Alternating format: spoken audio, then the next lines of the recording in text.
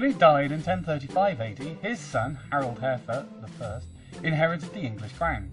Denmark was passed on to his half-brother and son of Emma, Harthacnut, who got Norway.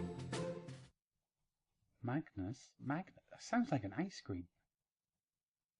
Well, alright, oh well. Harold died in 1040 AD. Harthacnut stepped up as King of England. Until he got very drunk at a party and suffered a stroke in 1042. With no heir, the crown was passed back to Wessex rule to Edward the Confessor.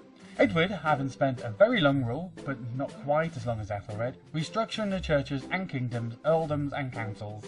The country was wealthy and prosperous, for the aristocracy anyway. He was canonised by the Pope and was made the patron saint of England on his death. The Godwin family rose to power and became very rich earls. Edward was too busy doing good deeds, he forgot to settle the heir to the throne. There were multiple options, but he had no children, so that made it harder. Edward grew ill, and in 1066 AD, after failing to recover from a stroke, and apparently made a last-minute decision to anoint Harold Godwinson as king, he died in January. By inheritance, Parliament, or whatever it was back then, decided Edgar the Ætheling should have been king. Edgar the Ætheling was the son of Edward the Exile, who was the son of Edmund II. Harold's claim to the throne was actually quite messy. It was Canute's sister's sister-in-law's son, basically a descendant of Svein Forkbeard, through marriage. It's easier just to say he was a powerful earl. So Harold took the crown because no one could remember where they put Edgar. Harold Hardrada of Norway and Denmark took advantage of this mess with inheritance and also planned an invasion. Meanwhile, William, Duke of Normandy, grandson of Richard II, Duke of Normandy,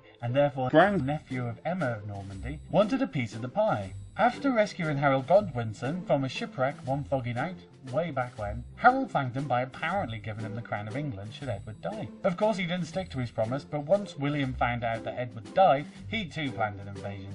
After a battle of the Harolds at Stamford Bridge in York, Harold was victorious, Godwinson, not Hardrada.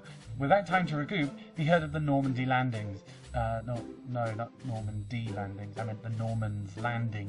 Anyway, he marched what was left of his troops to meet William in Hastings. William, of course, defeated them. Meanwhile, all the councils eventually found Edgar the Ætheling. He was probably hiding in his room, you know, playing loud music. So they rushed him to the throne to be crowned. Sadly, William was too quick and was crowned William I, King of England, Duke of Normandy, on Christmas Day. Edgar got second prize as court member and a squeaking inflatable hammer.